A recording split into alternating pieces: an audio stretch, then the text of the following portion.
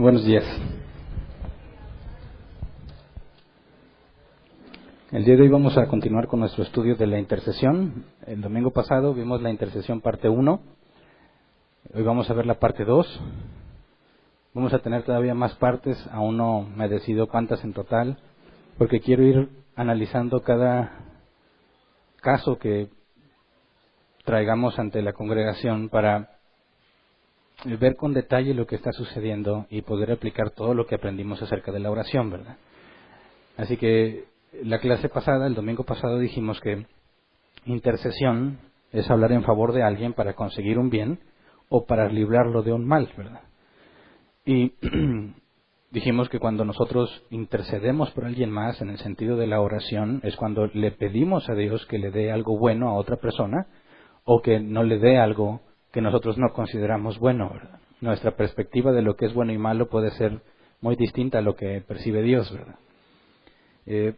Vimos también que la intercesión no es un llamado especial, no es un ministerio especial para algunos ungidos guerreros de oración, sino que es un deber, es una responsabilidad y un privilegio de todos, ¿verdad? Vimos que Pablo Pablo intercedía por los destinatarios de la carta, por las iglesias. Pablo pidió que se intercediera por él. Pablo dijo que debíamos interceder por todos, especialmente los gobernantes, ¿verdad? Y analizamos el caso de Moisés, que suplicaba a Dios que no destruyera a los israelitas, ¿verdad? Lo analizamos con detalle. Y dijimos que por cuestión de tiempo no podíamos continuar más en el mismo capítulo, porque hay otro ejemplo, el que vamos a analizar hoy, de intercesión. Entonces, quisiera que leyéramos lo que analizamos ayer y checáramos las conclusiones rápidas a las que llegamos para poder tener el contexto de lo que vamos a ver hoy. Vamos a Éxodo 32, versículo 9 al 14. Éxodo 32, 9 al 14. Dice: ya me he dado cuenta de que este es un pueblo terco, añadió el Señor dirigiéndose a Moisés. Tú no te metas, yo voy a descargar mi ira sobre ellos y los voy a destruir, pero de ti haré una gran nación.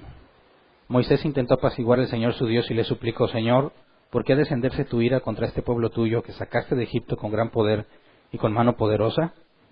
¿Por qué dar pie a que los egipcios digan que nos sacaste de su país con la intención de matarnos en las montañas y borrarnos de la faz de la tierra? Calma ya tu enojo, aplácate y no traigas sobre tu pueblo esta desgracia. Acuérdate de tus siervos Abraham, Isaac e Israel. Tú mismo les juraste que harías a sus descendientes tan numerosos como las estrellas del cielo. Tú les prometiste que a sus descendientes les darías toda esta tierra como su herencia eterna. Entonces el Señor se calmó y desistió de hacerle a su pueblo el daño que le había sentenciado. Y bueno, dijimos que ahí, la forma en la que la leemos en la NBI, nuestro contexto, esto de Moisés diciéndole a Dios, aplácate, y eso era totalmente incorrecto el pensar que Moisés estuviese hablando de una manera indigna o irrespetuosa a Dios, ¿verdad? Analizamos y llegamos a la conclusión en 5 puntos. Dijimos, número 1, Moisés no estaba dando órdenes ni estaba reclamando algo a Dios, ¿verdad? Cuando nos dice que Moisés suplicó, nos debe dar el sentido correcto de la interpretación, ¿verdad? No está diciendo ya aplácate, sino que está rogando que aplaque su ira, ¿verdad? Que es muy distinto. Número 2, dijimos que el propósito de la petición de Moisés es que Dios fuese glorificado. No estaba pidiendo el bien para los israelitas simplemente por el bien de los israelitas, sino para que el nombre de Dios no fuese vituperado cuando los egipcios se enteraran de lo que pasó, ¿verdad?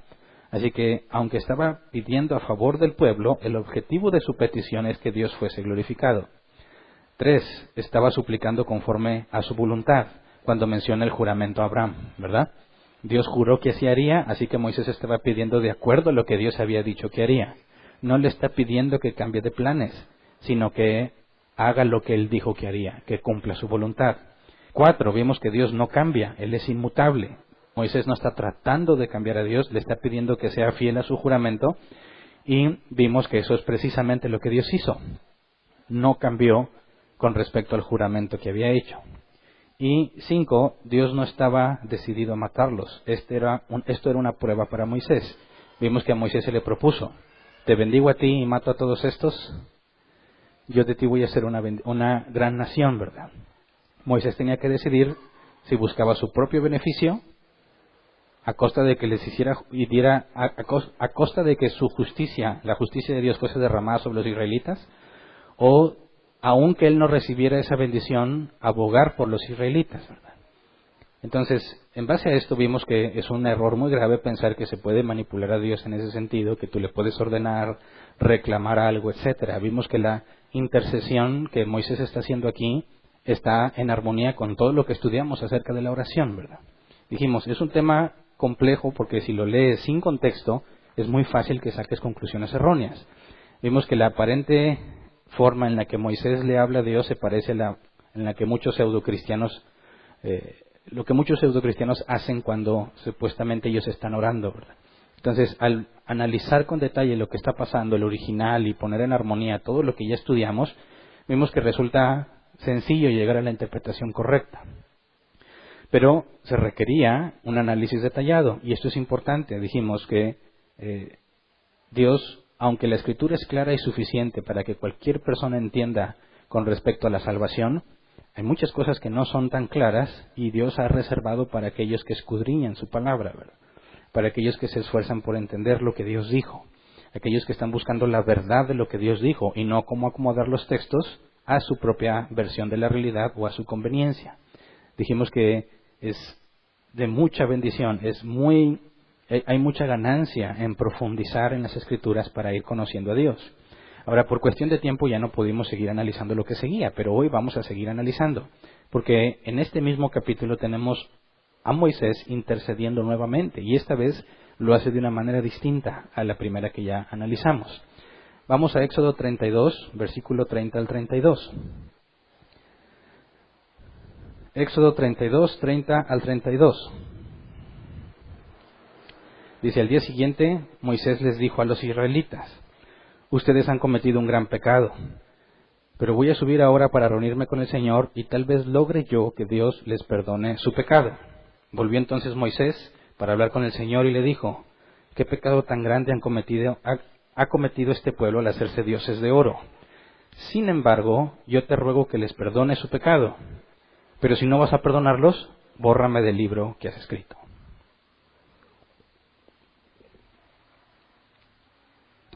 La simple lectura también resulta muy confusa. Si no vas a perdonarlos, bórrame a mí del libro. ¿Qué es esto? Fíjate, dice Moisés, tal vez logre yo que Dios les perdone su pecado. Le dice a los israelitas, tal vez logre yo que Dios les perdone. ¿Eso se puede hacer mediante la intercesión? ¿Podemos lograr que Dios perdone a alguien? Y cuando dice, si no vas a perdonarlos, bórrame del libro que has escrito. Bueno, ¿cuál es ese libro? ¿Y podemos chantajear a Dios? ¿Qué es chantajear? Chantaje, diccionario de la Real Academia Española, es extorsión. Que dejé de escuchar fue la bocina. Extorsión, presión que se ejerce sobre alguien mediante amenazas para obligarlo a actuar de determinada manera y obtener así dinero u otro beneficio. Otra vez, presión que se ejerce sobre alguien mediante amenazas para obligarlo a actuar de determinada manera y obtener así dinero u otro beneficio. Eso es chantaje. Lo que leemos aquí, dice Moisés, si no los vas a perdonar, entonces bórrame a mí del libro. ¿Está chantajeando a Dios? ¿Cómo ves? ¿Se puede chantajear a Dios? ¿Sí o no? A mí me enseñaron que sí. Y aseguran que era bíblica esa enseñanza. Me decían, si tienes fe, Dios lo hará, ¿verdad? ¿Es bíblico? Mateo 21:22 dice, si ustedes creen, recibirán todo lo que pidan en oración. Entonces me decían, ese es un versículo bíblico. Si ustedes creen, recibirán todo lo que piden en oración. Entonces, si tengo fe, si yo creo, Dios lo hará, ¿verdad? Entonces, surgió la idea de que si yo tengo fe en cualquier cosa que pida, estoy comprometiendo a Dios en base a su palabra, porque dijo que si crees, lo vas a recibir. Así que si yo pido creyendo, teniendo fe, lo debo recibir. ¿Querría Dios negármelo lo que yo pida con fe? Ellos me decían no, porque está comprometido por su palabra. Así que nosotros podíamos en cierta forma comprometer a Dios a hacer cosas usando lo que Él mismo había dicho. De hecho, entre nosotros ya hace tiempo hubo una canción cristiana famosa que en su coro decía: pero sé que mi fe compromete tu poder y tú lo harás. Y eso demuestra que no fui el único mal enseñado y que tenía suficiente seguridad como para ponerlo en una canción y vender los discos y que se tocara en el radio, y en muchas partes estaban como el que compuso y la cantaba esta canción. Yo también estaba bien seguro que si Dios me va a dar lo que yo pida creyendo, entonces puedo comprometer a Dios, ¿verdad? Me decían, pero no es la única evidencia bíblica. Hay otra evidencia, Romanos 10:11, Reina Valera 60. Pues la Escritura dice: todo aquel que en Él creyere no será avergonzado. Y me acuerdo mucho que me decían, este es un principio de reino. Ya ves que se usaba mucho eso de principios de reino. Este es un principio de reino. Dios no va a permitir que seas avergonzado. Entonces, si tú le dices a alguien, yo creo que Dios va a hacer esto, si tú le dices a alguien, esto va a pasar en el nombre de Jesús, y no pasa, tú serás avergonzado. Pero aquí dice que Dios no va a dejar que seas avergonzado porque crees en Él. Así que si yo le decía a alguien más lo que yo quería que Dios me diera en el nombre de Jesús, estaba comprometiendo a Dios. Porque si Él no me daba lo que yo había dicho públicamente, me va a avergonzar. Y Dios no quiere ni dejará que yo sea avergonzado. Entonces podía controlarlo. Por eso, más que pensar en si Dios va a sanar al enfermo por el cual estoy orando en su nombre, sana en el nombre de Jesús, más que pensar en la posibilidad de que no lo haga, yo decía, no, es más digo que en el nombre de Jesús, porque Dios no dejará que yo sea avergonzado. Es exactamente lo que parece que está haciendo Moisés, ¿no? Si no los perdonas, entonces bórrame a mí. Aquí hay una especie de chantaje. Ahora, ¿está Moisés chantajeando a Dios? También me enseñaron, y también hay canciones que hablan de esto. Me enseñaron que Dios sufre cuando yo no estoy con Él. Que Dios anhela tanto pasar tiempo conmigo, que cuando yo decido no hacerlo, Él sufre y busca por todos los medios tener comunión conmigo. Me decían, en las mañanas cuando te levantas a orar, Dios está esperando ahí, desde antes de que tú te levantaras, esperando que le dirijas una sola palabra. Algo, al menos dile algo. De como cuando tú tienes a una persona que amas y estás buscando que te muestre su amor, y estás esperando que te dé una palabra que te diga que te ama, que te extraña, y no te dice nada y sufres. A mí me decían, así sufre Dios. Y todo el día está esperándote que te dignes a decirle algo amoroso. Y al principio eso me motivaba, decía, me sentía amado, decía, órale, Dios me ama mucho. Y yo oraba diciendo, no te preocupes Dios, ahí voy, no sufras más, aquí estoy para ti. Me decían, Dios quiere tanto y anhela tanto estar contigo que no está dispuesto a perderte, no está dispuesto a estar sin ti, y por eso vino y murió por nosotros, para que estemos con Él, porque no soporta estar sin ti, te necesita. A mí me pareció, dije, pero tienes razón, ¿verdad? ¿Quién no me necesitaría? Dios me ama tanto. ¿Cómo voy a negarle a hablar con Él? ¿Cómo voy a negarle? ¿Cómo me voy a negar? O sea, ¿cómo le voy a decir, Dios, no tengo tiempo para ti, si Él me necesita y me anhela? Y no niego, recién recibí esa doctrina, yo empecé muy motivado a orar y a buscar a Dios, ¿verdad? Pero no me duró mucho, ¿verdad? Y después se volvió algo complejo, porque decía, voy a orar, pero no tengo ganas. Pero Dios está ahí esperando qué le voy a decir. Y se volvió una situación incómoda, ¿verdad? Así como que, ay, Dios, pues es que no te hagas muchas ilusiones tampoco, ¿verdad? Uno tiene ocupaciones, ¿no? Como cuando el novio quiere deshacerse de la novia y dice, ay, ahí está, quiere que le hable a cada rato, y pues yo tengo otras cosas que hacer, o sea, ¿cómo le explico? ¿Cómo le digo sin dañarla? Que no está funcionando. Entonces, ay Dios, pues mira, yo sé que tú anhelas y esperas, pero no eres tú, soy yo. Pero lamentablemente esta doctrina te lleva a concluir de esta manera. Si Dios me ama y no puede soportar estar sin mí, si eso es un hecho, entonces estará dispuesto a hacer lo que sea con tal de no perderme. ¿Verdad? Porque si no lucha por mí, entonces no me ama. Y tratábamos de verlo en la vida personal. A ver, si una persona te dice que te ama, pero siente que te está perdiendo y no hace nada, no te ama. Entonces, por consecuencia, si yo le dijera a Dios algo como más o menos lo que dijo Moisés, Dios, yo te pido que me des esto, pero si no, entonces ya no quiero nada contigo. Si Dios realmente me ama y anhela estar conmigo, ¿qué va a hacer? Sería una decisión difícil para Dios. Diría, ay, me la pones muy complicada, no soporto estar sin ti.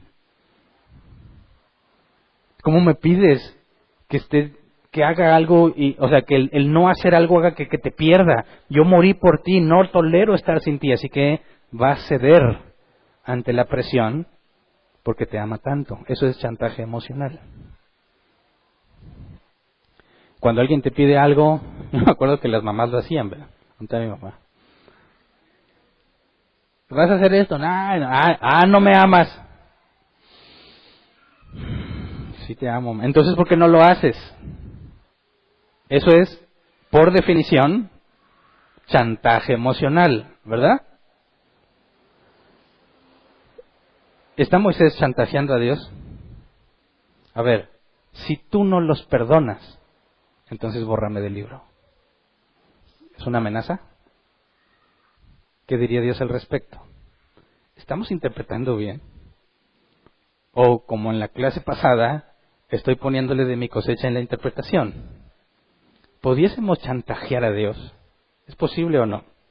Entonces, en este otro ejemplo, si te fijas, aquí parece que la actitud es distinta. En la primera vimos, interpretando equivocadamente, que Moisés le dice a Dios, ya plácate, hombre, pues no vayas a hacer eso, acuérdate lo que prometiste. Y como que Dios dijo, no, pues sí es cierto, Moisés, gracias. Se me fue, uno en el coraje hace cosas tontas, ¿verdad?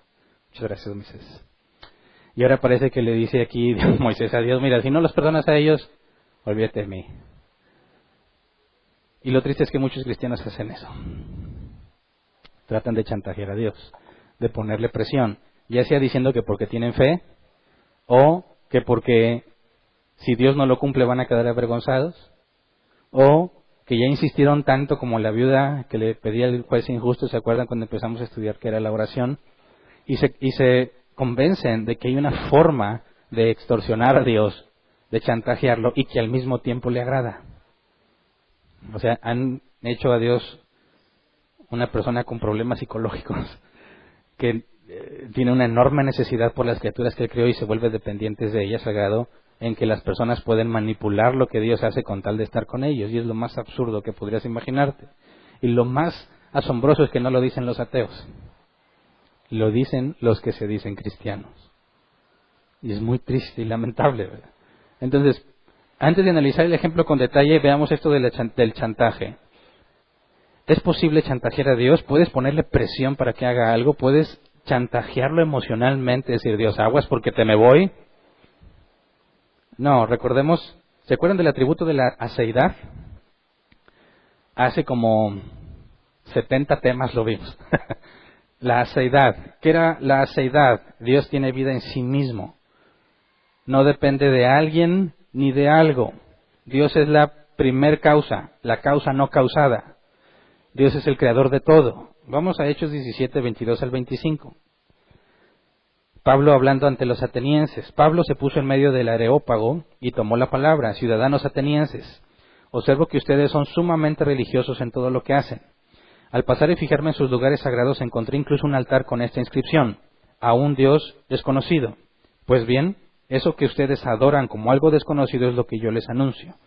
El Dios que hizo el mundo y todo lo que hay en él es el Señor del cielo y de la tierra. No vive en templos construidos por hombres, ni se deja servir por manos humanas como si necesitara de algo. Por el contrario, Él es quien da a todos la vida, el aliento y todas las cosas. Entonces, si Dios es el creador de todo, no puede depender o necesitar algo que Él creó, ¿verdad? Si Dios es antes de la creación, si Él es el creador, entonces tiene vida en sí mismo. Nosotros no. No tienes control sobre a quién le das vida. Podrás quitársela a alguien, pero no tienes poder para regresarla. Entonces, nuestra vida proviene de Él. Él es la fuente de todas las cosas, como dijo el apóstol Pablo. Si Dios es el creador, entonces es eterno. Nosotros duramos un breve tiempo. Si Dios es el creador, entonces Él es inmutable, no cambia, y lo estudiamos el domingo pasado, ¿verdad? Vimos el problema, si Dios cambiara, vimos el problema con la omnisciencia, con la omnipresencia y con la omnipotencia. Con la eternidad también. Ya no me acuerdo exactamente todos los que vi. Si Dios es el creador, entonces Él es espíritu y nosotros somos carne. Si Dios es el creador, entonces Él es infinito, está en todas partes, todo Él al mismo tiempo. ¿Cómo puedes pensar que tú puedes presionar a Dios para que te dé algo? ¿Cómo puedes chantajearlo emocionalmente? ¿Me vas a perder, Señor? ¿Necesita de ti? Si Dios es el creador, entonces no necesita nada, por lo tanto es perfecto. Y a alguien perfecto no le falta ni le sobra. Entonces, si Moisés estuviera diciendo, Dios, perdónalos, o me voy, o ya no voy a estar contigo, porque primero habría que definir qué es ese libro, ¿verdad? Bórrame del libro. Algunos dicen, el libro de la vida. Te puede borrar de donde están inscritos los santos. ¿Se acuerdan de Apocalipsis? Los que están inscritos en el libro de la vida son los que van a entrar a la Nueva Jerusalén. Y dicen algunos aquí, Moisés le está diciendo, mira, si no los perdonas, no me salves. Bueno, ahorita vemos qué libro es este. Pero si todo proviene de Dios, entonces Él sostiene el universo y no necesita nada. Absolutamente nada. Dios es perfecto antes de la creación y será perfecto después de que toda la creación sea renovada. Él era perfecto antes de que tú existieras y seguirá siéndolo. Él no experimenta pérdidas nunca, jamás. Así que es absurdo pensar que puedes chantajear emocionalmente a Dios. Pero, dejando eso en claro, hay que analizar el texto. ¿Qué es lo que está pasando con Moisés? A una simple lectura parece que está tratando de chantajear a Dios. Pero podemos ver que es imposible chantajear a Dios, entonces estamos interpretando mal. Fíjese bien que el domingo pasado y estamos demostrando que las personas pueden interpretar pasajes y hacerlo equivocadamente, porque no tienes toda la información necesaria para armonizar tu interpretación con toda la Escritura. Y este ejercicio, al igual que el domingo, es para demostrar que si no tienes bien los conceptos de qué es la oración, al momento en que interpretes esos pasajes te vas a equivocar gravemente, haciéndote un ídolo de lo que tú crees que es el Dios de la Biblia. Porque un Dios que puedes manipular, que puedes chantajear, ya no es el Dios perfecto de la Escritura. Así que analicemos con detalle lo que está sucediendo, ¿verdad? Vimos que Moisés le dijo a los israelitas, voy a ver si puedo perdonar si puedo lograr que Dios los perdone, ¿verdad? Pero ¿qué es lo que se propone hacer Moisés? Recordemos, Éxodo 32:30. Al día siguiente, Moisés les dijo a los israelitas, ustedes han cometido un gran pecado, pero voy a subir ahora para reunirme con el Señor y tal vez logre yo que Dios les perdone su pecado. Tal vez, el hebreo ulai, que se traduce como tal vez, no está garantizándoles, ¿verdad? Tal vez les perdone, pero ¿qué es eso de les perdone? ¿Qué es lo que se propone hacer? La palabra perdone, kafar, cubrir, pacificar, hacer propiciación, proviene de kofer, el precio de una vida, una suma de dinero, un rescate, un soborno. ¿Qué es lo que se propone hacer Moisés? Propiciación por el pueblo. Darle algo a Dios, un rescate, una suma de dinero, el precio de una vida para que los perdone. Propiciación, esa es la palabra que describe lo que Jesús hizo en la cruz. Él es nuestra propiciación. ¿Qué significa propiciar? Calmar la ira, pagar el precio. Jesús fue el rescate, es el precio por nosotros. ¿Qué es lo que se propone Moisés? Voy a ver si puedo propiciar para que los libre de lo que viene. Eso es perdonarlos. Pero cuando dice tal vez lo logre, vemos que no va a ordenar, ¿verdad? Va a suplicar.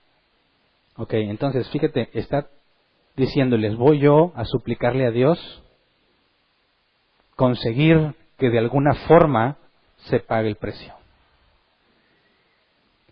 Ahora, ¿Moisés va a pedir el perdón para todos los que pecaron? o solo para algunos? Dice, ustedes pecaron. ¿Qué pecado es? El mismo que analizamos el domingo pasado, el becerro de oro, lo que hicieron. Moisés, en lo que estamos leyendo, ¿va a pedir el perdón para todos o solo para algunos? ¿Se acuerdan que hace poco estudiamos el perdón? ¿Qué se requiere para el perdón? Arrepentimiento. Ahora, Moisés simplemente va a decirle a Dios, perdónalos por lo que hicieron, ¿a todos en general o no? Este concepto, acuérdense, cuando estudiamos en la disciplina, las 6 partes de la disciplina, creo que fue la tercera, estudiamos el perdón y la información bíblica del perdón. Y dijimos que el perdón no es un estado psicológico donde tú desatas a la persona. El perdón no es un estado psicológico donde tú decides que ya no te afecta lo que te hicieron. Eso es falso. Es una farsa. El perdón bíblico se le otorga al que Dios perdonó, aquel que manifiesta la evidencia de arrepentimiento. A él lo perdonas. Por eso el perdón puede entenderse como una restauración, algo práctico, algo que se hace. Alguien se arrepiente, dice la Escritura, tenemos que perdonarlos porque Dios nos perdonó a nosotros. Pero si no se arrepiente, no hay perdón. ¿Qué es lo que está haciendo aquí Moisés? ¿Está pidiendo por todos o por algunos? No tenemos información con los pasajes que leímos, ¿verdad? Pero, ¿qué está pasando aquí? Lo último que supimos el domingo pasado es que Dios ya había concedido la petición de Moisés. ¿Se acuerdan?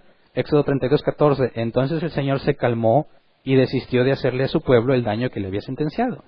Ahora, si ya se había calmado y no le iba a hacer ese daño, ¿por qué ahora Moisés va y pide que los perdone si ya había cumplido su cometido? Ya había intercedido por ellos. ¿Cómo es que otra vez va a ir a pedir perdón? Bueno, esto demuestra que necesitamos contexto. No tenemos la información, hasta lo que hemos leído, no tenemos la información necesaria para llegar a una conclusión. Necesitamos más datos. Así que tenemos que retroceder. Eso es el contexto inmediato de la historia.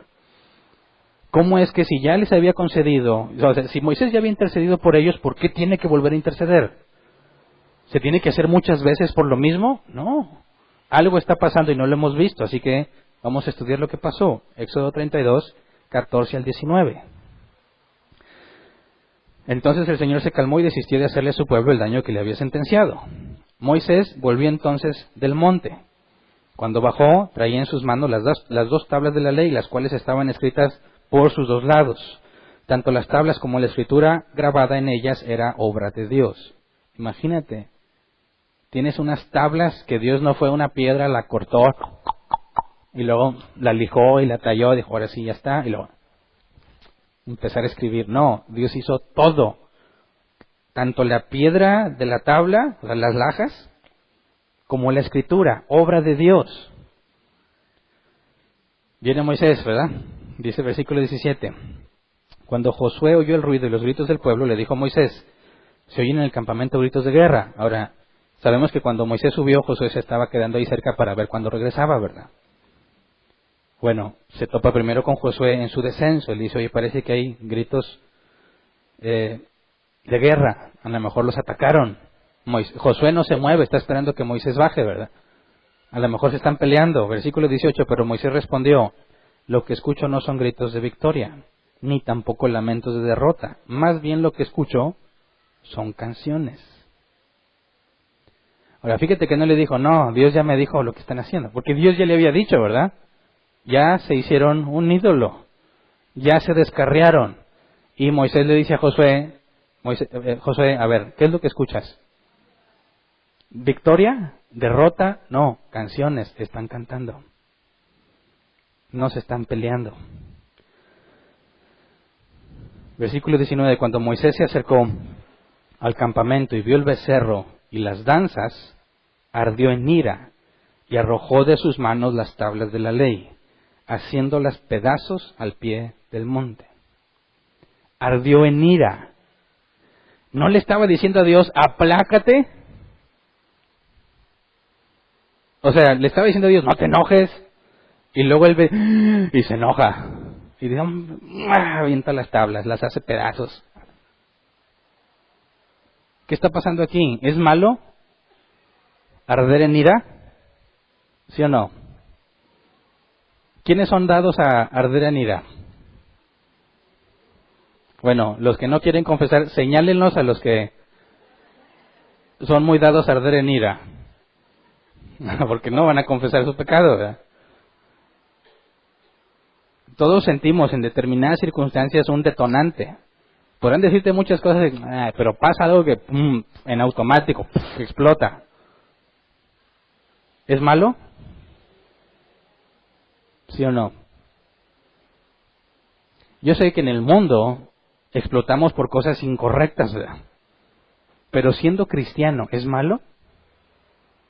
Es malo al ver que alguien está haciendo lo que Moisés vio, alguien que de esta manera tan descarada desprecia la gracia que Dios le dio, ver el pecado, ardes en ira, ¿eso es malo? No. Efesios 4:26, Efesios 4:26, Reina Valera 60. Airaos, pero no pequéis, no se ponga el sol sobre vuestro enojo. El problema no es lo que sientes, sino lo que haces cuando sientes eso. La ira ante el pecado es algo que proviene de Dios. Estamos imitando a Dios, porque Dios también tiene ira. Si Dios es justo, por consecuencia, odia el pecado, odia al malvado. Y la ira de Dios es la consecuencia de su justicia. Y cuando nosotros presenciamos pecado, como el que está presenciando Moisés, debiésemos, si somos hijos de Dios, arder en ira ante semejante injusticia. Porque Dios no se merece que hagan eso. Así que, cuando ves algo injusto, algo incorrecto, no debieras de decir, pues no pasa nada. Obviamente estoy hablando de algo grave como lo que están haciendo, descarado, abierto. Debemos arder en ira, pero nosotros no somos como Dios. Podemos perder el control de lo que hacemos. Por eso dice Pablo, airaos, pero no pequéis. Entonces tenemos que controlarnos, pero debemos experimentar esa ira ante el pecado, ante el error. Dice, arrojó de sus manos las tablas de la ley. ¿Por qué? ¿Por el berrinche? Bueno, vamos a ver más adelante que Moisés tiene problemas de este tipo, ¿verdad? Pero al arrojar las tablas, le está mostrando al pueblo lo que han perdido. Esto era de parte de Dios para los israelitas. Intercedió por ellos para que no los destruyera. Y en su ardor le dice, mira, esto es lo que perdiste. Hechura de Dios, escritas con el dedo de Dios. Lo pierde. Y las hace pedazos, haciéndola pedazos al pie del monte. Este tipo de expresión demuestra lo grave de su pecado. Les había dado ejemplos anteriormente. Siempre vamos a tener situaciones en las que debemos regañar a nuestros hijos. Pero hay veces en las que un regaño simple no es suficiente. Por ejemplo, si tu niño, se comió una galleta antes de comer, le puedes decir, oye, pues no, si quieres cómetela de postre, primero come, porque luego comes eso y ya no quieres la comida que realmente te nutre. Pero no es lo mismo si lo ves metiendo el tenedor al enchufe. ¿Qué le dirías? A ver, mijito, mira, hay corriente directa y corriente alterna. Hay un circuito formado. El enchufe es lo que evita que el circuito esté continuo, ¿verdad? Entonces, cuando tú metes el tenedor, la punta de uno y la punta del otro conduce la corriente y te electrocutas. Imagínate el niño de 2 años así. ¿Cómo le haces para que te entienda lo grave que es? ¡No hagas eso! Es más, en cuanto ves que va así, le dices, mijito, no. Se va a asustar, ¿verdad? No tiene la capacidad de entender qué es lo que está a punto de hacer, pero la forma en que le expresas el peligro lo deja marcado, no traumado, ¿Qué hice? ¿Te das cuenta cómo a veces la forma en la que expresamos el enojo es muy importante para que se entienda la gravedad del problema? Si tu hijo corre saliendo de la iglesia a la calle, hijito, no, mira, si pasa un carro, la gravedad y el peso del carro te va a aplastar. No lo hagas. Cuando ves que el niño va corriendo, gritas. ¿Qué es lo que está haciendo Moisés? Claro que sabemos que tiene problemas de carácter, pero podemos ver y entender que está dejando en claro lo grave lo grave de su pecado, porque no se nos explica todavía exactamente lo que está pasando abajo, ¿verdad? Sabemos que hay un ídolo, ¿verdad? Un becerro hecho de oro, y que lo están adorando, pero todavía no se nos describe el detalle de lo que exactamente está pasando. Versículo 20, Éxodo 32:20, tomó entonces el becerro que habían hecho, lo arrojó al fuego, y luego de machacarlo hasta hacerlo polvo, lo esparció en el agua y se lo dio a beber a los israelitas. Quiero que te imagines eso. ¿Cuánto tiempo debió haber pasado? Va bajando del monte. Todavía está, digamos que al pie del monte y quiebra las tablas. Está a un nivel alto de manera que todos lo ven, ¿verdad? ¿Te acuerdas por qué hicieron el becerro? Y dijeron, Moisés ya se murió. Ya pasaron 40 días. No llevaba ni suficiente agua ni suficiente comida. Ya se murió, hagámonos el becerro. Acudieron a Aarón y se hizo el becerro. Ahora Moisés llega. ¿Lo vieron cuando estaba allí? Claro, está en alto. Los primeros que lo habían visto dicen, ya llegó Moisés. No está muerto.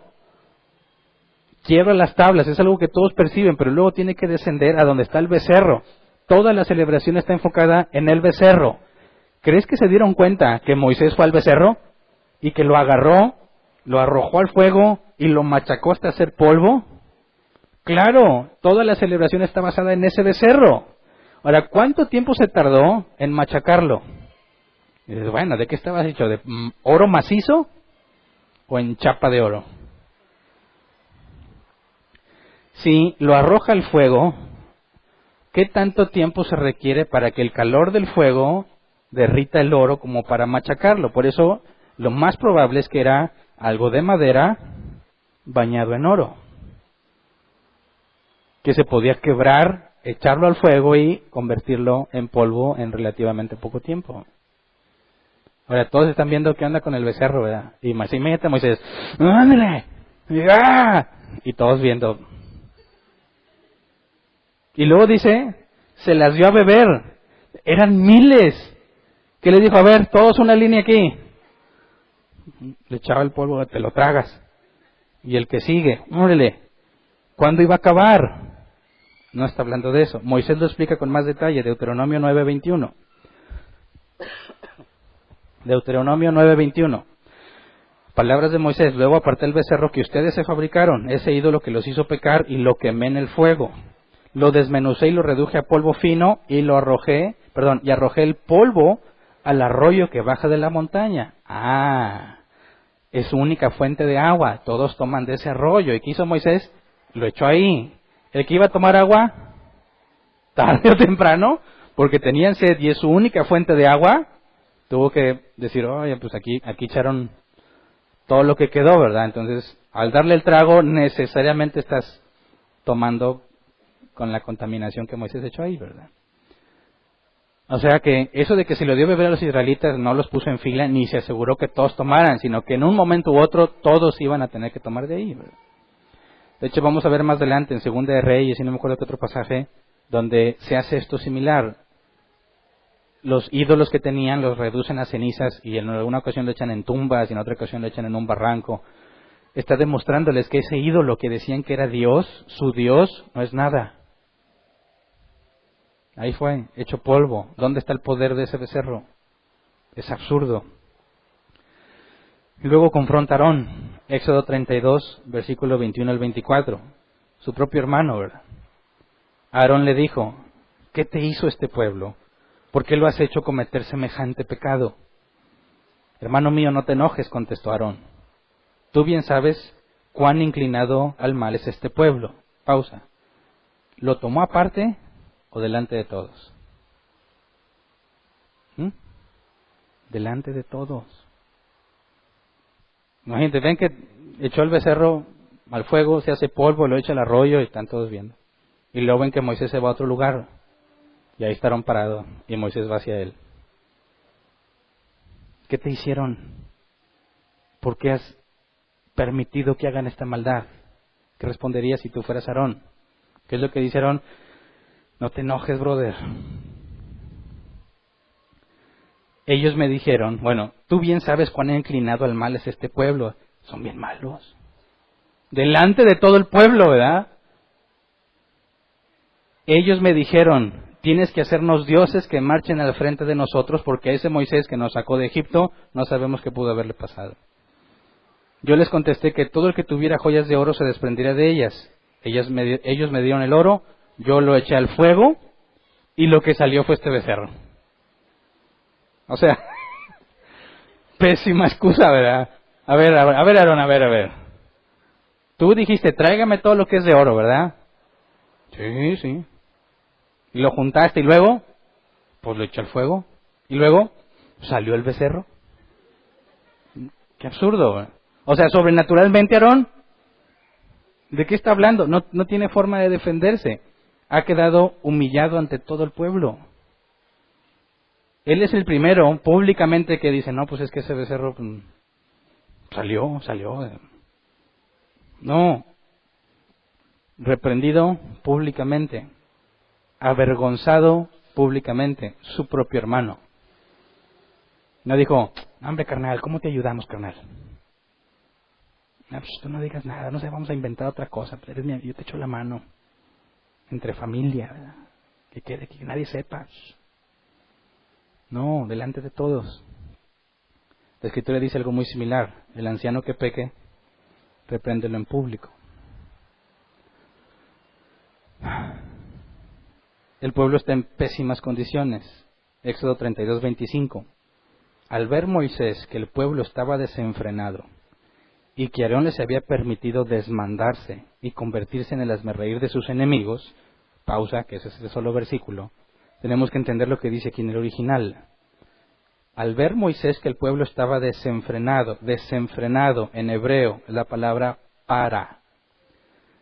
Dejar ir, dejar solo o vengar, es la concordancia Strong. La concordancia exhaustiva Strong, la que te da más detalle, traduce así: soltar, perecer, desnudo, desnudarse. Por implicación, estar expuesto. ¿De qué está hablando aquí? Checa el contexto histórico. Se han encontrado registros grabados en piedra de bailarines egipcios representados en los monumentos sin apenas vestimenta. El baile lascivo y las orgías idólatras, las prendas, durante los bailes lascivos y las orgías idólatras, las prendas eran frecuentemente dejadas de lado y la persona estaba expuesta indecentemente. Estas eran prácticas egipcias. ¿De dónde vienen los israelitas? De los egipcios. ¿Qué es lo que hacían los egipcios cuando adoraban? Estos bailes lascivos y orgías. ¿Qué es lo que estaban haciendo los israelitas? No estaban simplemente desenfrenados. La palabra correcta ahí, estaban desnudos. Ahora quiero que entiendas esto.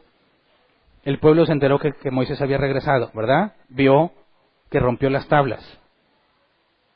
Vieron que el becerro lo destruyó y lo hizo polvo. Vieron la reprensión pública a Aarón, la humillación a Aarón. Y aún así, algunos siguen festejando. Desnudos con este comportamiento totalmente lascivo.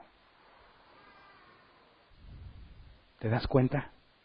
Están viendo, Moisés está vivo. El ídolo no es nada. Moisés lo despedazó. El que era el encargado de todo, Aarón, ya se humilló. No pudo defender al becerro. Y a estos no les importa y siguen en su comportamiento indecente. Así que Dios le instruye a Moisés a hacer algo. Éxodo 32, 26 al 29. Está hablando de Moisés. Se puso a la entrada del campamento y dijo: todo el que esté de parte del Señor, que se pase de mi lado. Y se le unieron todos los levitas. Pausa. A la entrada del campamento. Es decir, si tú haces una celebración, ¿dónde pones al becerro? ¿En una orilla o en medio? En medio. Si Moisés estuvo destruyendo y todo eso, seguramente estuvo haciéndolo en medio. Para echarlo al arroyo, pues quizás sí tuvo que caminar, o a menos que el arroyo estuviera siendo el centro de todo el campamento, para que todo el campamento tenga acceso al agua, que es muy probable. Aarón es avergonzado ahí en medio de todos. Y luego Moisés camina hacia la entrada. Se sale del medio y se va hasta la orilla y dice: el que sea de Dios, véngase de mi lado, sálgase del campamento. Eran miles de las 12 tribus. y solo los levitas pasaron al lado de Moisés. Todos los demás se quedaron en el campamento. ¿Por qué? ¿Qué significa el que sea de Dios pase de mi lado? Siguen celebrando, ¿verdad? Moisés dice, basta. Todo el que es de Dios, véngase para acá. Y empiezan a pasar, ¿verdad? Y solo de la tribu de Moisés, solo los levitas. Dice el versículo que sigue, 27. Entonces les dijo Moisés, cuando ya pasaron todos los levitas, entonces les dijo Moisés, el Señor, Dios de Israel, ordena lo siguiente. Cíñase cada uno la espada y recorra todo el campamento de un extremo al otro y mate al que se le ponga enfrente, sea hermano, amigo o vecino. Imagínate que tú estés del lado de los levitas y allá se quedaron amigos tuyos. Incluso puede ser familia. No dice que todos los levitas pasaron, ¿verdad? Y Moisés te dice, ahora vayan y mátenlos. ¿Por qué? Dirían los cristianos de ahora, ¿dónde está el amor, Moisés? Dios es un Dios de amor. ¿Cómo se te ocurre eso? ¿Cómo se te ocurre juzgarlos? ¿Cómo los juzgas? No juzguéis. Encima quiere que los mates, no dice la escritura, bueno, todavía no estaba escrito ahí, pero dice, no matarás. Y tú me dices que vaya y que los mate, estás loco, Moisés. Y me cambiaba al otro lado, ¿verdad? Religioso, extremista. Ahora, si estás del otro campamento, allá se fueron los que son de Dios y, vete, váyanse. Acá está más chido el ambiente. ¿No dicen eso los ateos? ¿Para qué ir al cielo? ¡Qué aburrido! ¿Estar cantándole a Dios todos los días? ¿Con una bola de mojigatos que nunca hicieron nada? ¡Qué aburrido! Acá en el infierno va a estar el ambiente. Punch, punch, punch, punch. Pásame otro, tomando. Eso se imaginan ellos. Profunda ignorancia de lo que es, ¿verdad? Pero Moisés le dice, a ver, todos los que ya no quieren tener nada que ver con eso, sino con Dios, pásense de este lado, mientras allí está la fiesta. Los que se quedaron del otro lado dicen, no, a mí me gusta más este ambiente. Y si imagínate, se empiezan a ir sus amigos, quédate, el ambiente está chido. Ahorita vamos a bailar con aquella. Y el otro se va y se va. Y luego escuchan que Moisés dice, ahora vayan y mátenlos. Número 1, ¿quiénes son más? Los que no están del lado de Dios, ¿verdad? ¿Crees que tenían una actitud desafiante? ¿O dijeron, ¡ay, nos van a matar! Imagínate la situación. Versículo 28. Los levitas hicieron lo que les mandó Moisés, y aquel día mataron como a 3,000 israelitas. Entonces dijo Moisés, hoy han recibido ustedes plena autoridad de parte del Señor. Él los ha bendecido este día, pues se pusieron en contra de sus propios hijos y hermanos. ¿Qué significa que hayan recibido plena autoridad? ¿Y por qué solo mataron a 3,000? Eran muchos más. ¿Plena autoridad de qué? De matarlos. ¿Se acuerdan cuando estudiamos en Doctrina de la Iglesia las autoridades seculares? ¿No decía Pablo en Romanos que portan la espada porque prestan un servicio a Dios? Y que esa espada solo deben de temerla el que hace lo malo, y que los que hacemos lo bueno no tenemos por qué temer esa espada. El hecho de portarla lo analizamos. Dios les ha concedido el poder de quitar la vida al malvado. ¿Qué significa que está diciendo esto aquí? Le está diciendo exactamente lo mismo. La autoridad que tenían las autoridades gubernamentales cuando Pablo escribió y que la siguen teniendo de parte de Dios es la misma que recibieron los levitas. Los levitas en ese momento están siendo el medio que Dios usa para hacer justicia. ¿Qué hizo Dios con el resto del campamento? Les da justicia. La paga del pecado es muerte. ¿Quiénes son los que están en el campamento? Los que dicen, yo soy del becerro. No voy a dejar esta fiesta. Olvídalo, Moisés, no estoy de tu lado. ¿Qué se merecen ellos? ¿Amor? Dirían imagínate un cristiano ahí en medio de los de ahora, ¿verdad? ¿Cómo, Moisés? Alto, alto, no, esto no es lo que la Biblia enseña. Hay que amarnos. ¿Por qué mejor los levitas no vienen y les dan un abrazo a los del campamento? ¿Por qué no lo hacemos mejor? Bueno, ¿por qué los levitas no hacen una fiesta no tan descarriada como esta, pero para que los que están de este lado se vayan sintiendo en ambiente? O sea, que no sea el cambio tan drástico. Fiestas no tan acá, pero sí más... Digamos, hay que dar el ambiente propicio. Gracias. Hay que dar el ambiente propicio para que no sientan el choque. A mí me pedían eso cuando yo estaba en los jóvenes. Yo un tiempo fui encargado de los líderes de jóvenes, no en Árbol Plantado, mucho antes, y luchábamos con eso. ¿Cómo le hacemos para que los del mundo se sientan a gusto aquí? Porque cuando entran aquí van a decir, yo no tengo nada que hacer aquí, no hay nada que yo haga, todos son muy raros. No, hay que darles un buen ambiente, vamos a hacer juegos. Las reuniones de jóvenes se convirtieron en reuniones de juegos. Y lo que queríamos es que se sintieran a gusto, que estuvieran tan felices que quisieran volver. ¿Te pasó que alguna vez estuvieran en una de esas reuniones? ¿Organizaste alguna de esas reuniones? Digo, donde yo estaba no había nada de presupuesto, ¿verdad? Pues era pura creatividad. Pero si te vas a un lugar donde hay dinero, ¿entiendes por qué hay show de luces? Porque hay humito, pantallas LED y efectos. ¿Qué están haciendo? Pero ¿qué es lo que dijo Moisés? El Señor ordena lo siguiente: vayan y maten a todo el que se les ponga enfrente. Ahora, la NBI agrega los que se ponen al frente o los que se pongan al frente. Eso no está en el original, pero lo puedes deducir. ¿Por qué? Solo murieron 3,000. ¿Qué significa esto?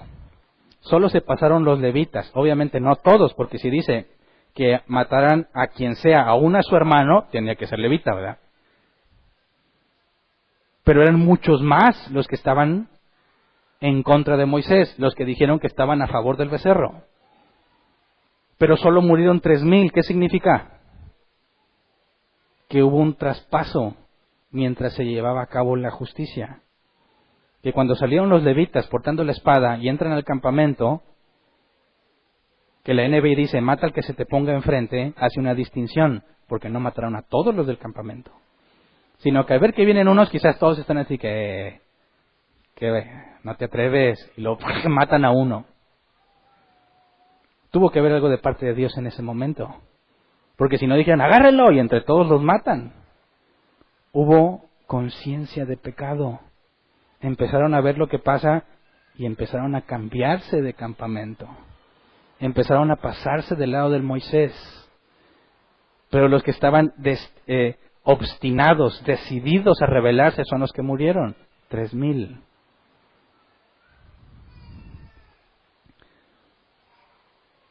¿No dice la Escritura no matarás? No dice no matarás. Dice no asesinarás. Ese es el término hebreo correcto. Y el asesinato es distinto a matar a alguien. Porque si Dios da el derecho de portar la espada para quitar la vida, estás haciéndolo de manera legal, permitida por Dios. El asesinato es con alevosía y ventaja, con la intención de hacerle un daño, no de hacer justicia. El mandato es no asesines, pero la paga del pecado es muerte. Así que fíjate lo que está pasando aquí. Todo el que esté de parte del Señor, que se pase de mi lado. ¿Qué está diciéndole? Todos los que están arrepentidos, vengan acá. Al principio, nada más unos levitas, ¿verdad? Cuando empieza a ejecutarse la matanza, se cambian de bando. Maten al que se ponga enfrente, sea hermano, amigo o vecino. Hay que recordar las palabras de Jesús en este respecto. Mateo 10, versículo 34 al 39. No crean que he venido a traer paz a la tierra. No vine a traer paz, sino espada.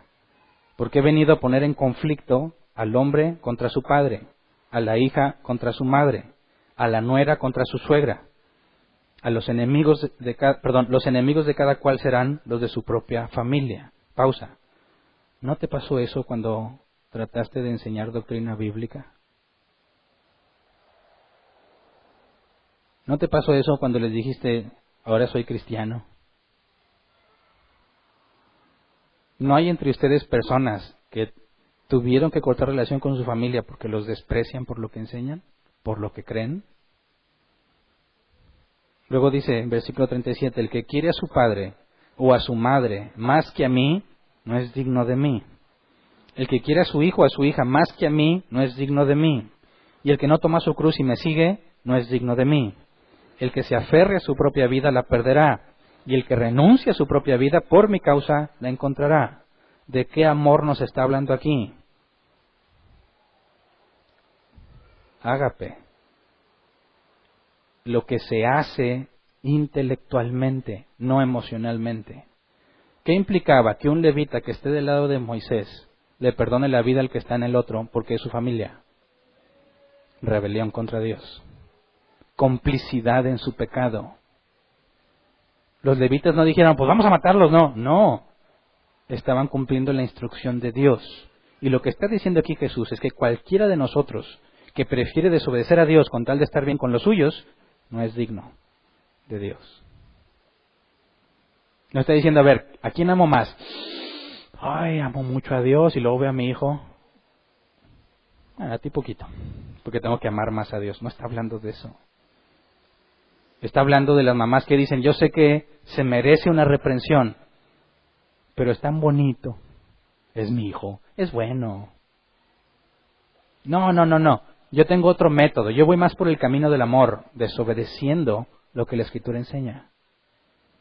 No son dignos de Dios.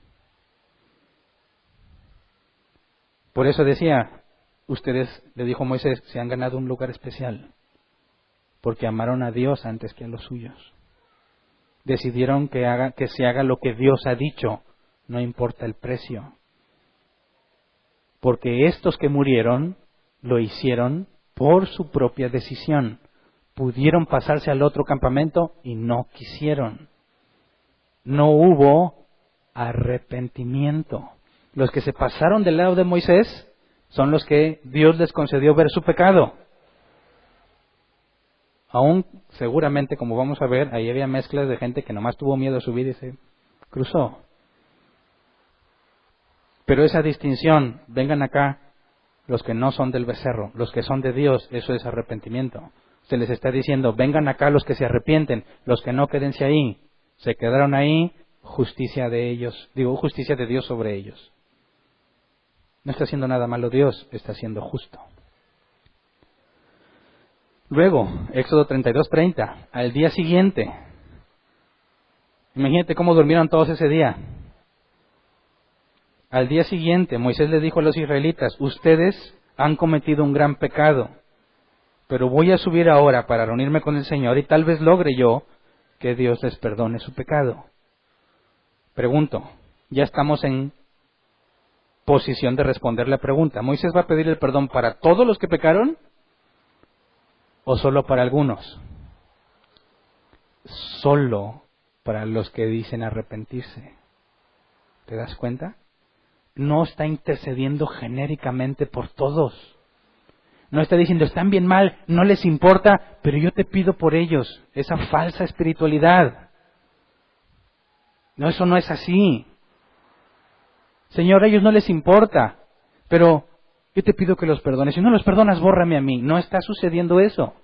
Moisés está diciendo, estos respondieron al llamado. Yo les dije, o del becerro o de Dios. Deja eso y vuélvete a Dios. Y lo hicieron. Y es por ellos que intercede, no por todos. ¿Te das cuenta? Sigue armonizando con lo que aprendimos del perdón. Solo los que dicen estar arrepentidos. Ahora, Moisés no le consta y dice, voy a ver si puedo lograr que los perdone, partiendo de que ya tienen algo que parece evidencia de arrepentimiento, y que el arrepentimiento solo viene de Dios. No tienen una falsa espiritualidad de que yo perdono a todos, no me importa, a todos, yo los amo a todos. No es cierto.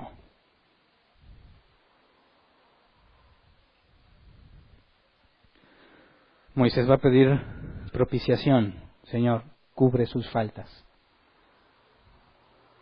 ¿Qué hay que se pueda hacer para que los perdones, partiendo de que han dicho que están arrepentidos, partiendo que algunos de ellos mataron a sus propios familiares por cumplir lo que Dios dijo, partiendo de que ellos están demostrando ser fieles.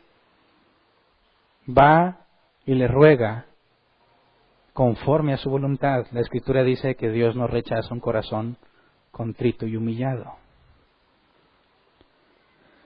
Versículo 31 al 32. Volvió entonces Moisés para hablar con el Señor y le dijo: ¿qué pecado tan grande han cometido este pueblo al hacerse dioses de oro? Sin embargo, yo te ruego que les perdone su pecado, pero si no vas a perdonarlos, bórrame del libro que has escrito. Ahora, ¿está tratando de chantajearlo? ¿Le está diciendo, o los perdonas o me voy? Claro que no. Todo el contexto de lo que estudiamos te deja ver claramente, no es un chantaje. ¿Qué es? Hay dos posibilidades que armonizan con todo lo que estamos viendo, pero primero hay que determinar qué es ese libro. ¿A qué se refiere Moisés cuando dice, bórrame del libro que has escrito? Si entendemos eso, podemos darnos una idea de lo que Moisés está diciendo. Así que, dejemos que la Escritura nos muestre qué libro es este. Hay distintos libros registrados en la Biblia. Vamos a Salmo 56:8, Reina Valera 60. Todos estos que voy a leer en cuanto al libro, los leemos en la Reina Valera 60 porque lo traduce tal cual.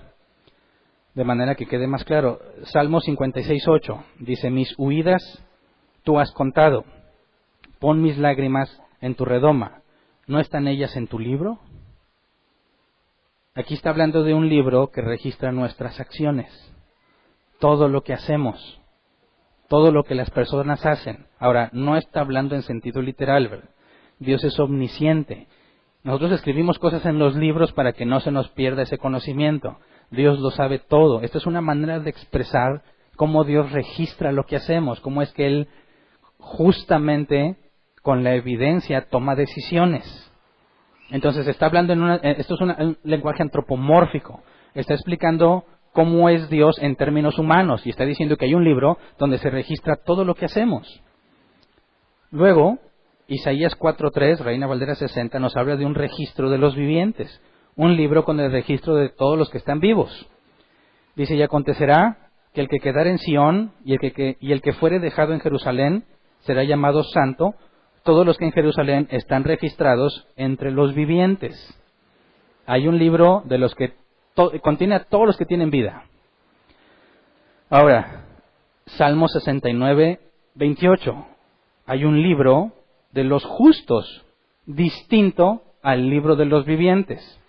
Salmo 69:28, Reina Valera 60.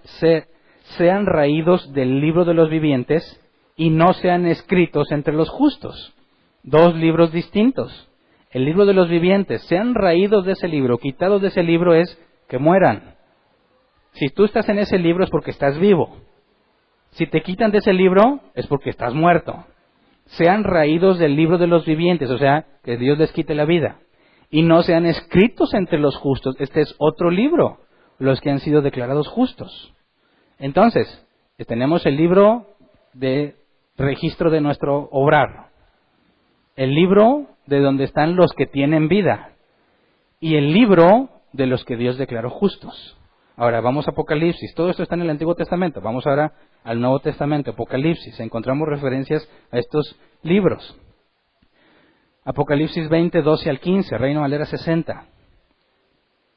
Y vi a los muertos, grandes y pequeños, de pie ante Dios, y los libros fueron abiertos. Y otro libro fue abierto, el cual es el libro de la vida.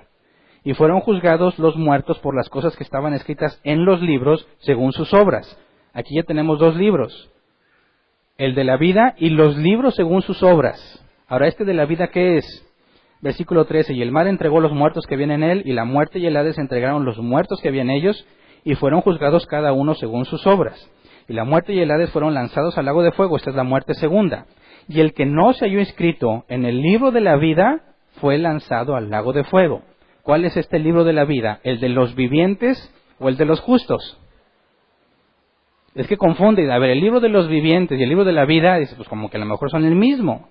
Pero no, aquí se hace una distinción. El libro de la vida en el Nuevo Testamento es aquel donde están escritos los que no van a ser echados al lago de fuego, o sea, los justos. ¿Me explico? No el libro de los vivientes, aquí es el libro de los justos, y demostré que hay un libro de los vivientes y un libro de los justos. Ahora, Apocalipsis 17:8, los que están registrados en este libro fueron registrados desde antes de la fundación del mundo. Apocalipsis 17:8, Reina Valera 60, la bestia que has visto era y no es, y está para subir del abismo, ir a perdición, y los moradores de la tierra, aquellos cuyos nombres no están escritos desde la fundación del mundo en el libro de la vida, se asombrarán viendo la bestia que era y no es y será. O sea, que Dios no va por la vida de nosotros diciendo, a ver, Hernán, la oración de fe, listo, apúntenmelo. ¿Te acuerdas que en la oración de fe te decían, dile a Dios que escriba mi nombre en el libro de la vida? Bueno, es incorrecto, porque eso está desde la fundación del mundo. Dios no va a ir escribiéndolos, esos ya están escritos. Y los que están escritos desde la fundación del mundo, ninguno será echado al lago de fuego. Por consecuencia, cualquiera que esté en ese libro jamás perderá su salvación. Los que están en ese libro no serán borrados. Apocalipsis 3:5, Reina Valera 60. El que venciere será vestido de vestiduras blancas y no borraré su nombre del libro de la vida y confesaré su nombre delante de mi Padre y delante de sus ángeles. No dice que te puede borrar, asegura, no borraré. ¿Quiénes? A los que vencieren. El apóstol Juan dice, los que han nacido de Dios vencen al mundo. Judas, medio hermano de Jesús, al final de su carta, Dios tiene poder para librarlos sin caída.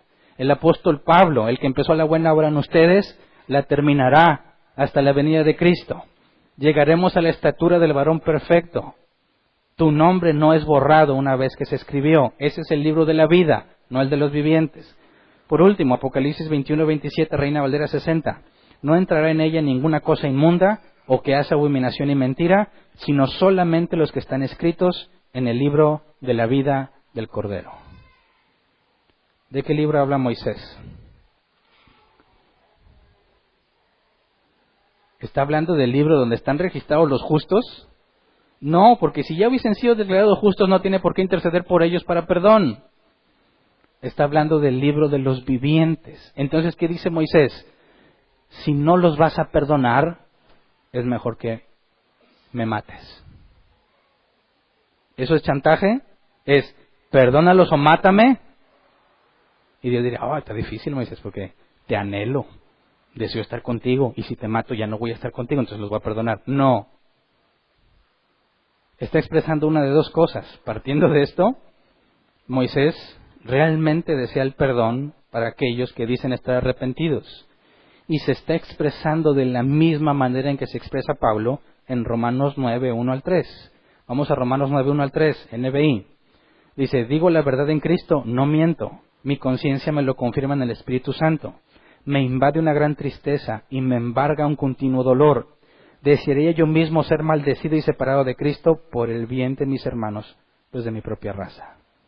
¿Está diciendo que Dios le quite su salvación si no lo salva? No, está expresando el profundo dolor que siente por aquellos que desprecian la gracia de Dios, de su propia raza, los judíos, quienes recibieron la revelación más grande que se ha dado a los hombres, quienes Dios los llamó pueblo suyo y peleó las batallas por ellos. Y dice Pablo, desearía yo, expresión, me interesa tanto, me duele tanto que ellos estén así, que estaría dispuesto a que yo no tenga nada de Dios con tal de que ellos lo conozcan. Y es lo que está expresando Moisés. Señor, si no los vas a perdonar, quítame la vida. Es un dolor insoportable saber que no los perdonas. Esa es una posibilidad. La otra es que le esté pidiendo lo que vamos a ver más adelante, que Moisés le dijo directamente, si no vas con nosotros, quítame la vida. Este pueblo necio ya no lo soporto, quítame la vida.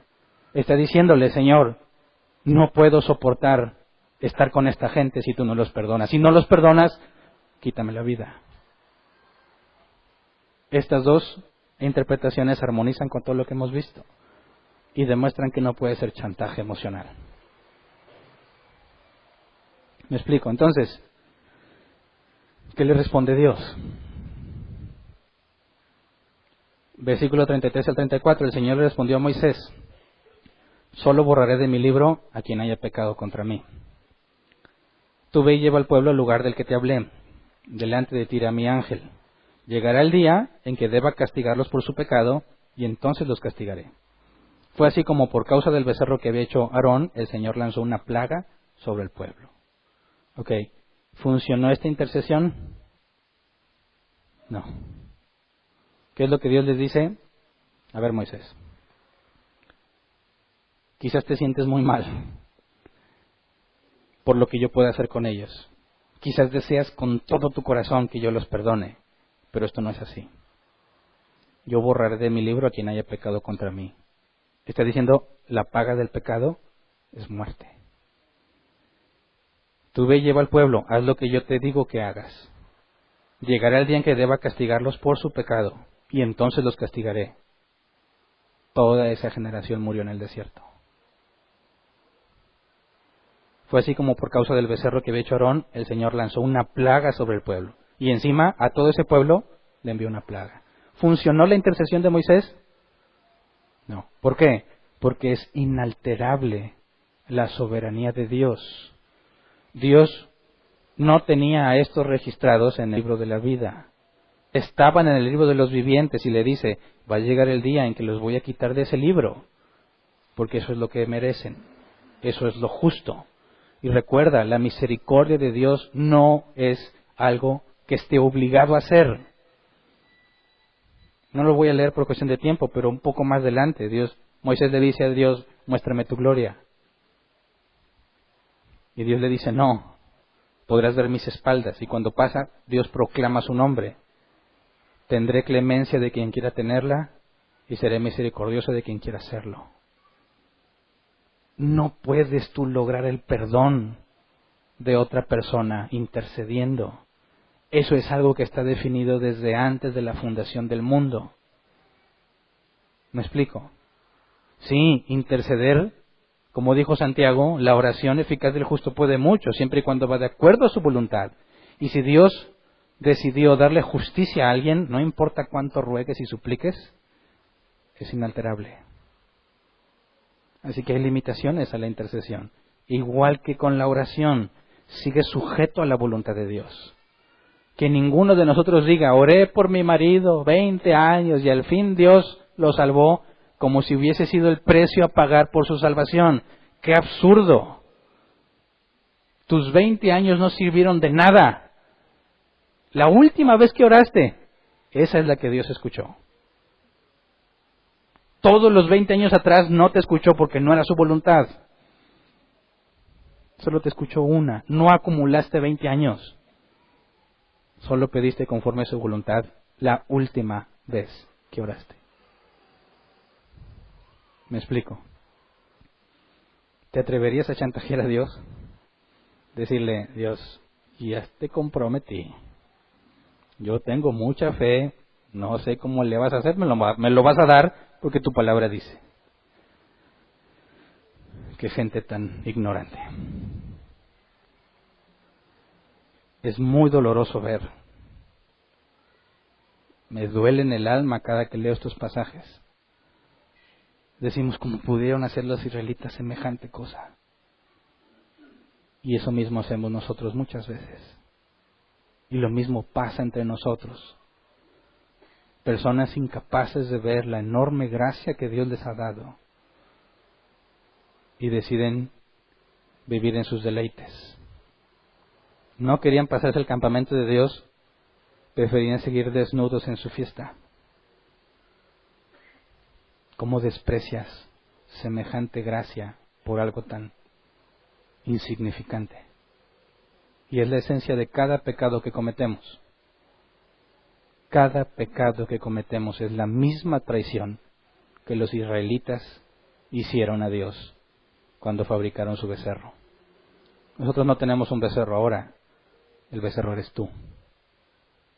Esto es lo que yo quiero, esto es lo que me parece mejor. Y no me importa lo que Dios haya dicho, voy a hacer lo que yo quiero, porque lo necesito, porque me gusta, porque siempre lo quise tener.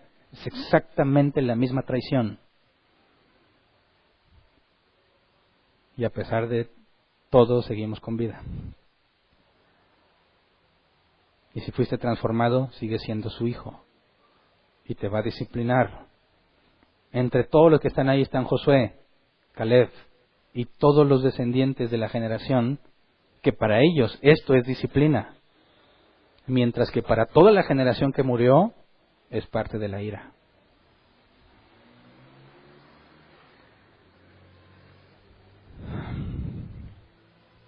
No puedes chantajear a Dios. No puedes forzarlo a nada. Él es soberano. Y cuando intercedemos por alguien, tenemos que hacerlo con plena conciencia de quién es Dios. Aún encima de que sean nuestros hermanos, nuestros hijos, esposo, esposa, padre, madre. No puedes decir, mira, haces mal, pero yo te voy a tratar como si nada pasara porque eres mi amigo. Traición. Traición. Cómplice. Jamás hubieras matado a tu amigo si fueras de los levitas y hubieses sido consumido junto con ellos. No es negociable la obediencia a Dios.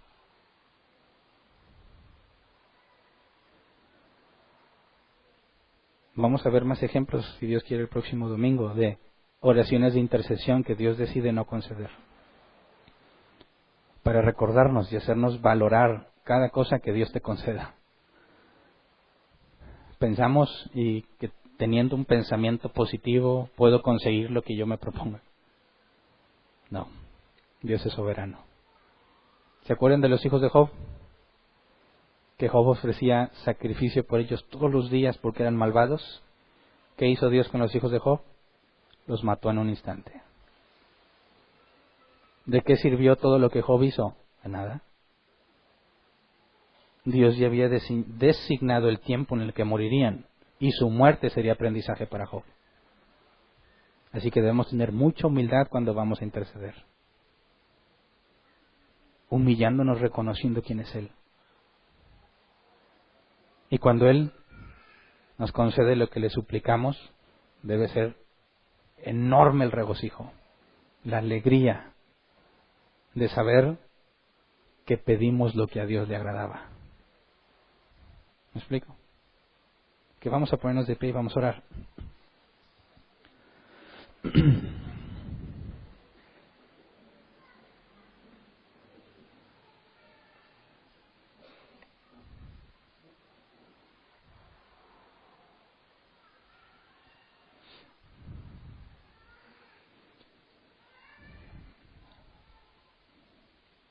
Me imagino el dolor que pudieron sentir las familias de los 3,000 que murieron.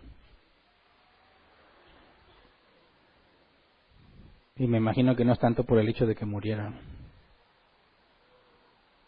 sino por su obstinada voluntad. ¿Cómo es que llegan a tal punto de negar a Dios, quien les ha dado tantas evidencias de su amor? ¿Cómo llegas al punto de cambiarlo por cosas insignificantes? Y eso nos debe doler a todos. Nosotros lo hacemos. Hay personas que hemos expulsado de entre nosotros por esa misma razón.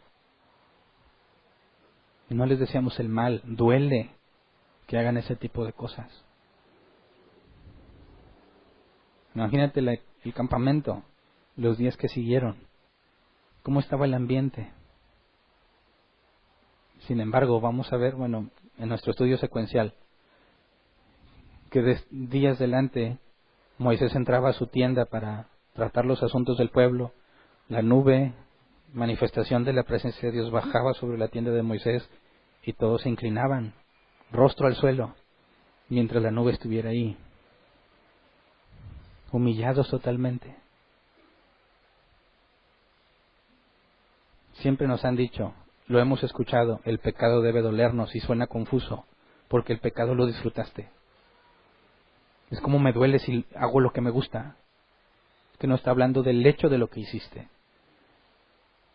El pecado duele cuando entiendes por qué lo hiciste. Cuando entiendes que cambiaste a Dios por eso que querías. Cuando pierdes cosas muy valiosas porque te propusiste hacer lo que te gustaba. ¿Sabes por qué Pablo decía que debemos interceder por todos? Porque todos hacemos eso.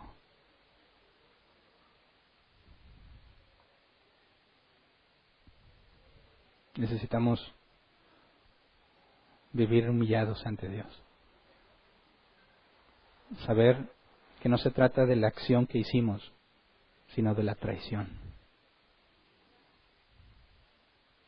Si Dios nos concede arrepentimiento, nos ha dado el mayor tesoro que un hombre puede tener. Podrás estar en una vida de extrema pobreza, con todas las enfermedades que puedas, sin manos, sin pies, ciego, sordo, pero salvo, y tienes todo. Pero nosotros vivimos como si la salvación fuese algo insignificante, algo de domingo. Que Dios nos libre de nosotros mismos. Que vamos a orar, Señor, perdona nuestras maldades y nuestras iniquidades. Perdónanos porque te traicionamos muchas veces, porque nos cegamos ante nuestros deseos. Decidimos hacer lo que nos complace en lugar de hacer lo correcto. Merecemos la muerte igual que los 3,000 que murieron. No nos dejes vivir contentos con nuestro pecado. No quites de nosotros el deseo de luchar con nuestros pecados todos los días para hacer lo correcto. No permitas que nos acostumbremos a la iniquidad de nosotros, que lo veamos normal, que nos consolemos pensando que muchos lo hacen. Abre nuestros ojos, Señor, como le abriste los ojos a los levitas. Permítenos ver el pecado como tú lo ves. Y en lugar de complacernos en el pecado, airarnos contra lo que hacemos. Aborrecer lo malo que hacemos, Señor. Imitándote a ti. Concédenos ser congruentes con lo que nos has enseñado. Se requiere personas justas. Personas que demuestren que Dios nos sostiene. Personas que demuestren que la vida cristiana, a pesar de los problemas que implica, es la mejor forma de vivir. Cristianos orgullosos porque no participan en las obras del mundo. No importa que los traten de avergonzar o humillar porque no participan en lo que el mundo hace. Personas que se mantienen en pie firmes a lo que tú has dicho. Personas conscientes de la necesidad de un Salvador que tenemos todos nosotros. Y al mismo tiempo conscientes de que Jesús pagó el precio. Él es nuestra propiciación. Él mismo intercede por nosotros. Es nuestro sumo sacerdote. Y todos los días intercede por nosotros. Moisés no fue suficiente, Señor. Moisés no pudo hacer propiciación. Pero Jesús lo hizo. Y nos regalaste tu justicia. Señor, no queremos vivir en santidad alejados del pecado para ganarnos tu salvación, sino en agradecimiento porque nos has salvado. Enséñanos a poner en práctica todo lo que hemos estudiado, que no se quede como información en nuestro cerebro, que no seamos envanecidos por lo que creemos que sabemos, sino que podamos aplicarlo, Señor, para terminar de entenderlo. No vamos a entender totalmente hasta que lo vivimos. Concédenos, Señor, poner en práctica todo lo que nos has enseñado para conocerte cada vez más. Gracias por tus misericordias, que son nuevas cada mañana. Gracias porque podemos entrar confiadamente al trono de la gracia para recibir misericordia en los días que se necesita. Todos hemos pecado, Señor. Perdónanos por los méritos de tu Hijo Jesucristo. Gracias. Amén. Pueden sentarse.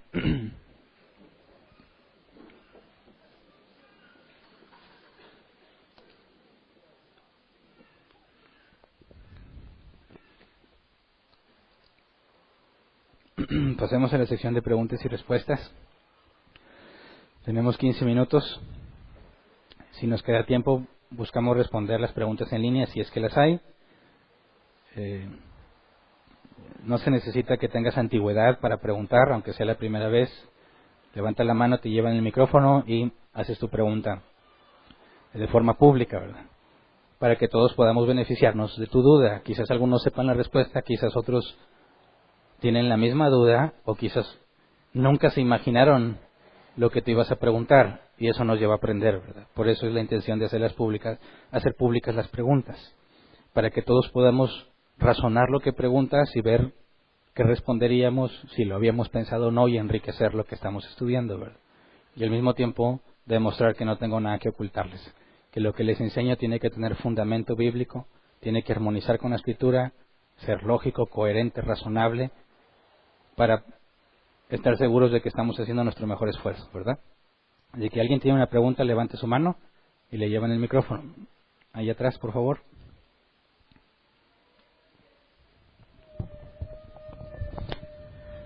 Buenas tardes, hermano.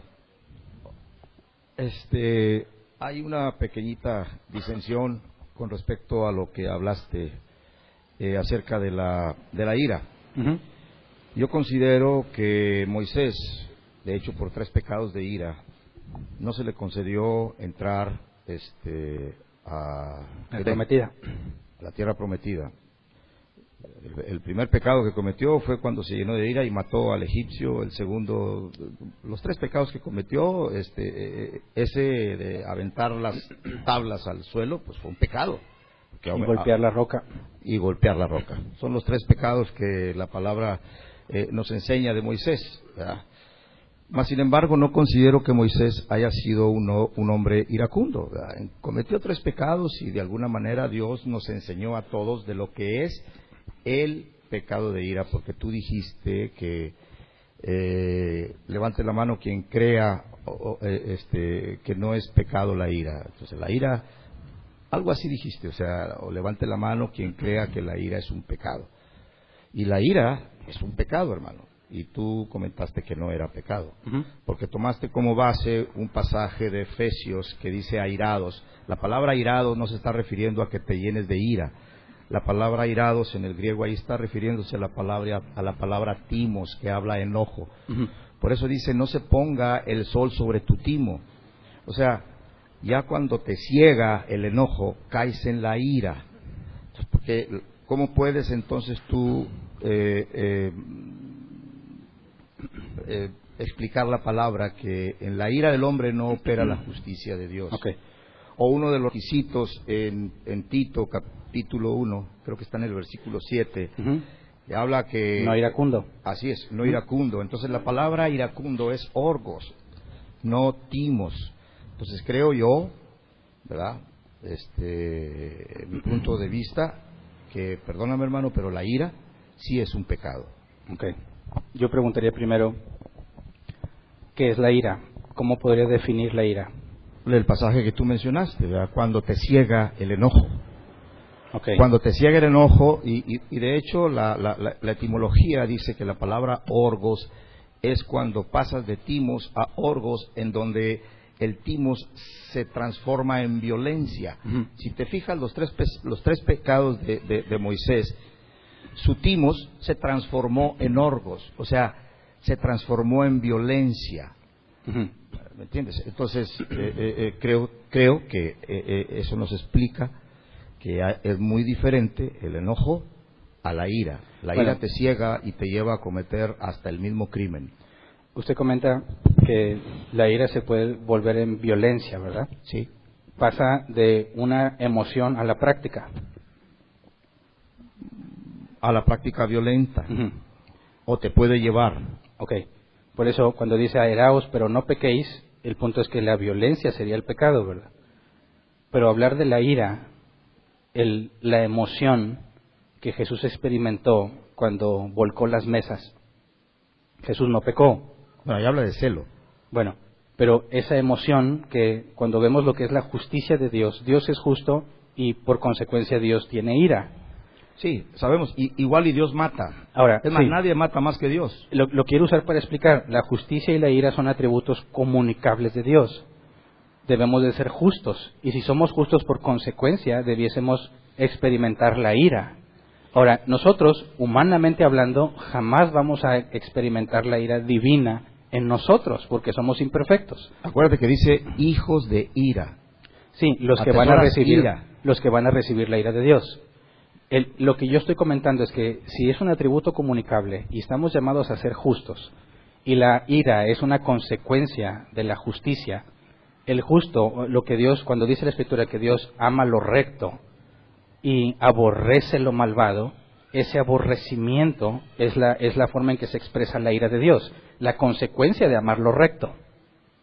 De manera que si Dios no aborreciera lo incorrecto, no puede ser justo.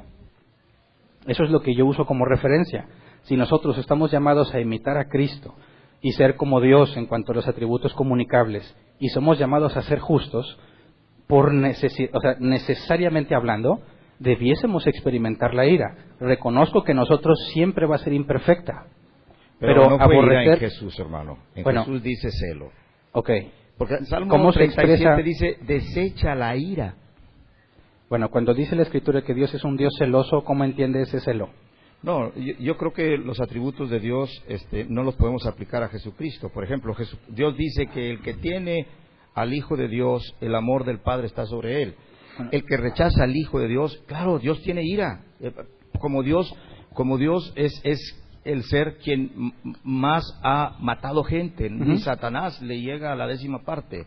Okay, pero Dios te dice, no mates. O sea, es muy diferente lo que Dios tiene en sus propios atributos a lo que el Hijo de Dios tiene que mostrar para mantenerse sin pecado. Porque entonces, ¿cómo vas a definir que Santiago dice que nos apartemos de toda ira? Porque en la ira del hombre no opera la justicia de Dios. Claro, el humano experimenta ira no necesariamente en cuanto a lo malo, ¿verdad? Puede ser que estén haciéndole un bien y él como quiera se va a irar.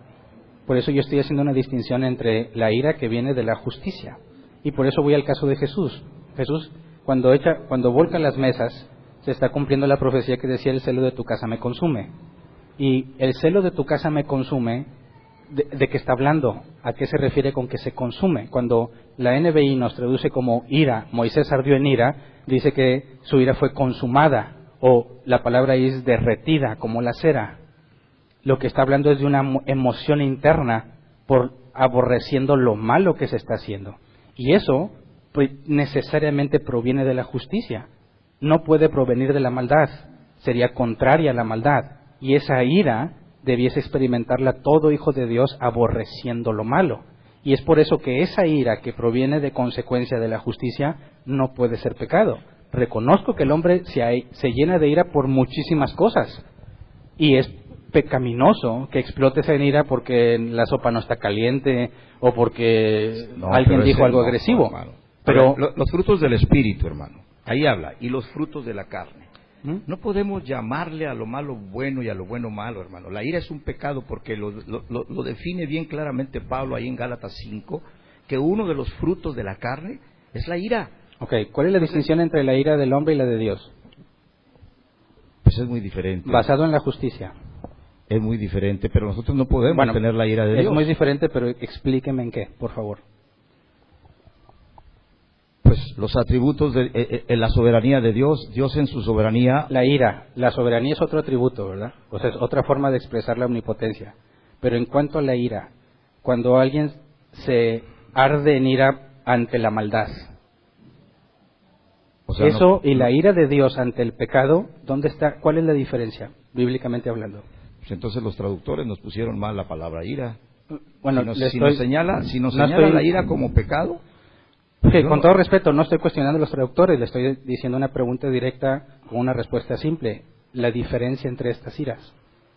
Bueno, la palabra nos habla claramente que Dios, en Dios no habita el pecado. No estoy hablando del pecado, estoy hablando de la ira. ¿No? Pero tú no puedes tener los atributos que tiene Dios, o no puedes tener los sentimientos que tiene Dios. Si Dios mata, ¿tú vas a matar? ¿Porque Dios mata? Como los levitas ante la orden de Dios, sí. ¿Vas a matar?